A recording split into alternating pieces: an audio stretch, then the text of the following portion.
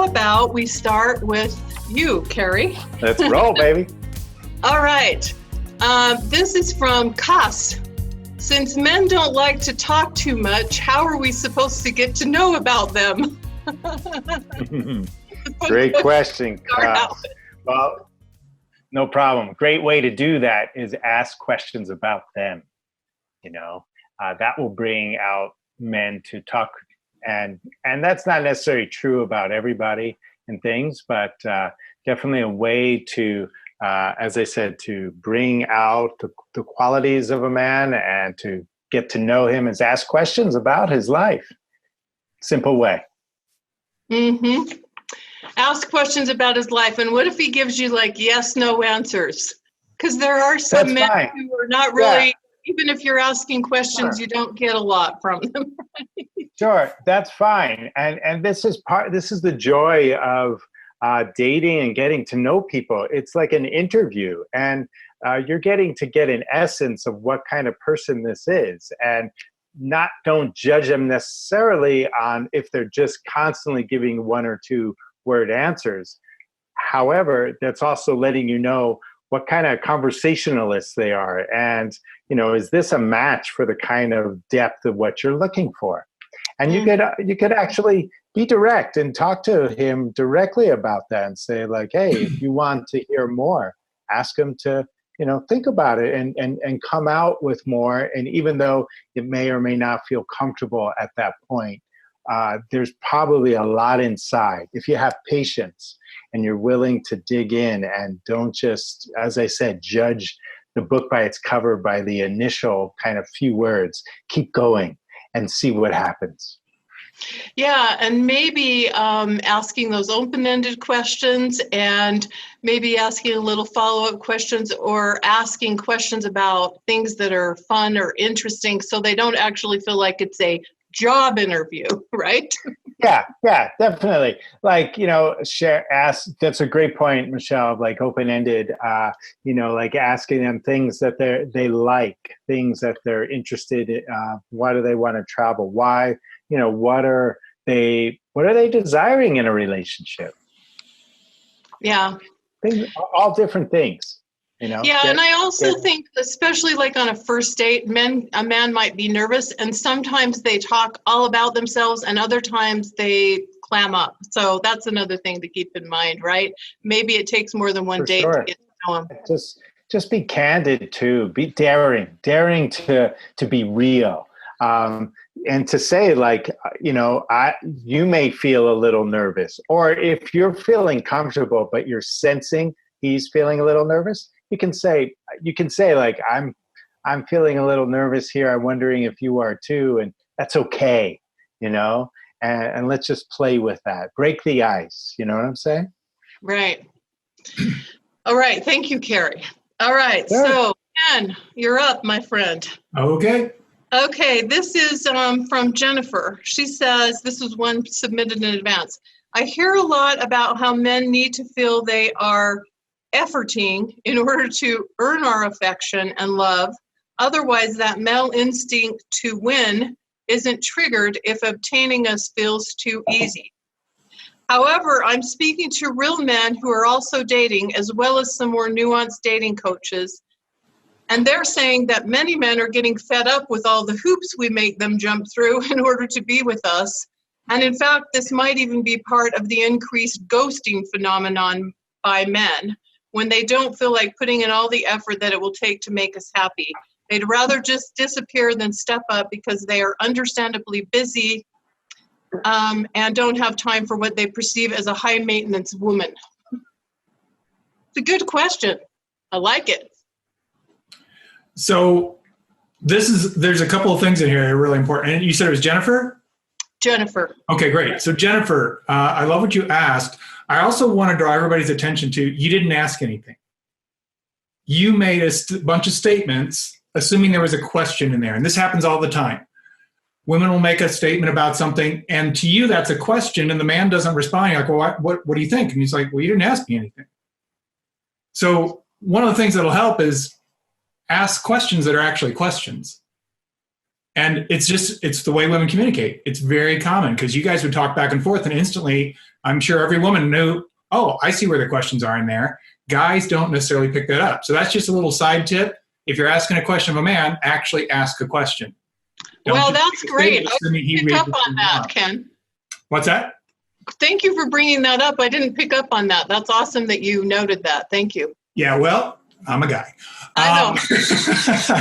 That's why you're here. That's not my only qualification. But it is one of them. So to answer to the question about, the jumping through hoops or whatever, the biggest thing is if you're making him jump through any hoops, you're playing games.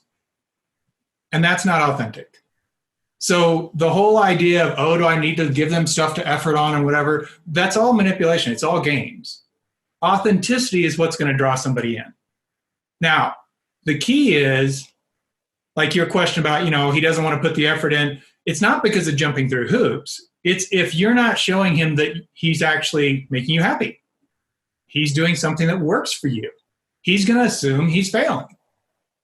Right? So unfortunately, all this information gets spread out there on these very surface levels, saying, oh, yeah, you need to lean back and let him lead and let him do all these things. But then you take it to this place where you're like, I'm not going to give him any signs that this is working because then he'll think it's winning. And I've had women tell me that countless times. Oh, I don't want him to know. I'm not going to tell him that I really like him because then they won't try anymore. No. That's why we try. We're like, oh, cool. It's working. I'm contributing to her happiness, to the betterment of her life. That's what we're hardwired to do. So my invitation to you, Jennifer, is take all this, quite honestly, BS you've been eating up and throw it aside and be yourself and be authentic. And if you enjoy something that's going on, let him know. And if you don't, be curious. Be like, hey, I'm just curious why you did that because that was kind of uncomfortable for me. Guess what? You'll get lots of conversation when you do that. And if the guy's like, well, it doesn't matter, that's all the information you need, right? It's like, this guy isn't really interested in being your partner. So that's my suggestion is throw away all these different opposing views about how to play a certain game. Those are surface techniques to try and play games to get a date. If your goal is just to date, keep doing that. If your goal is to have a partnership that lasts the rest of your life where you feel connected and loved, drop all that, be yourself, let him know when you're being pleased and you're happy about things, and when you're not, let him know how he can do that. That's my tip. Mm-hmm. So if I'm hearing part of what you're saying here, Ken, just to maybe put a little accent on it, is building in that reward, like letting him know that you're liking what he's doing is a part of what's going to motivate him to want to continue to do that, rather than having like some set of criteria in your mind that he doesn't even really maybe know about, or certain hoops for him to jump through, and you hoping that he just figures that out. Yeah, exactly. I mean, it's the same thing as what I said earlier about the question. You're wanting him to read between the lines. Men don't read between lines. We're not wired that way. And as opposed to, like you said, giving him the little, I forgot how you said it, but like that little, nugget of the treat or whatever. No, it's about being authentic. If you're happy, be happy. Let him know. You're not losing power. You're actually being authentic. Men want to know you. We don't want to know what training manual you read about how to manipulate him into chasing you. That's not what we're interested in. We're drawn to the real deal. Yeah, in fact, as I've been interviewing men on the man panel these last 4 years, now I've done over 100 interviews with men. One of the things that men have often said to me is that women don't even recognize how much it means to a man for her just to smile, for her just to appreciate, for her just to acknowledge what he's doing. And we forget sometimes the value and power of that as women. That's huge. I've asked so many guys this question, like, when you do something for a lady, what are you looking for in return? Because that's what women are thinking. Oh, what's his agenda? What's he want here? Mm-hmm. Across the board, guys say some version of a genuine smile and a sincere thank you. Mm-hmm. But if you're thinking he's got an agenda, you're not even thinking to be honest with him and be like, thanks, that was really nice. Yeah. He will be so excited. Yeah. Watch guys, when you do that, they puff up. They're like, cool, this is why I'm here. I want to contribute. And it doesn't have to be romantically. It could be anybody in your world, just guys at the office. Yeah, winning, right? He's winning. Yeah, Charlie wasn't as crazy as we all acted. Exactly. Yeah. All right. Thank you so much, Ken. Absolutely. Dave, my friend, you're up. Ready to go? Jennifer's question or a different one? Nope. I'm going to give you a different question. Okay. Can I just add one thing to what he said? I think that was sure. a great answer, but I thought Jennifer's a great example of a really bright woman who is very much in her head, and she had a strategic resolve. She was looking for, like, she's clearly done a lot of work. But I think the key is to get out of your head and into your heart, because at that place, men can actually kind of interact with you, enter your world, and again, you kind of set them up to be the hero, and it's everything that Ken was just talking about as well. But just kind of not overthinking it and being so strategic with an emphasis on, I don't want to lose, and how do I set this up to win? It seemed like there was way more emphasis on doing everything right. So that's just my thought on it. Thank you for that. That's a really nice insight to add to Ken's wonderful answer.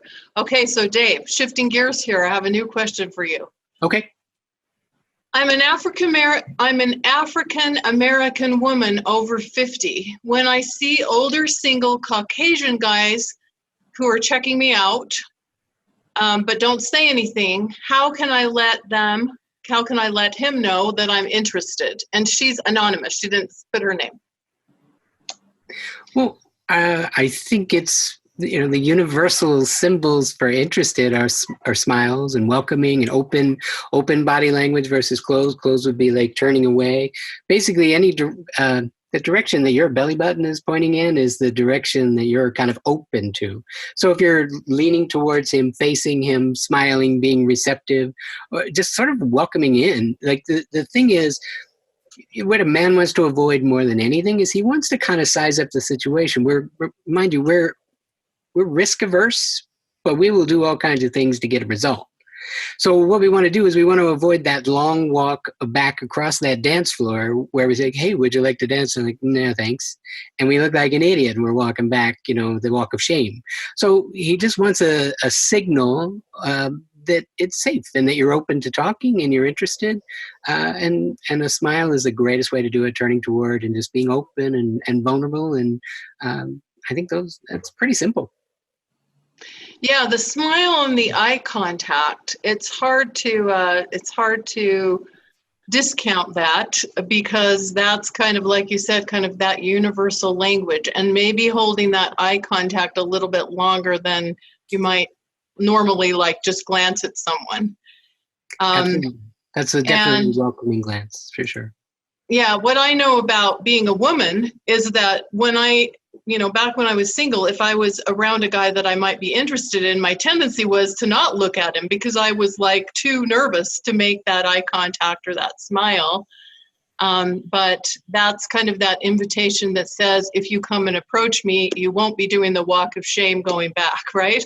Absolutely. That's what they want to know.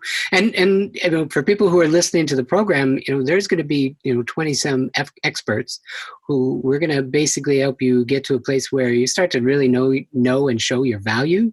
And that's the key of making eye contact and being open, because that's really what it's about at the end of the day, being a high value woman and showing up in that way. So they're in the right place. I'm really glad they're doing this program. There's a lot of great experts and they're going to get a lot of great information. So hang in there, ladies. You're in the exact right place.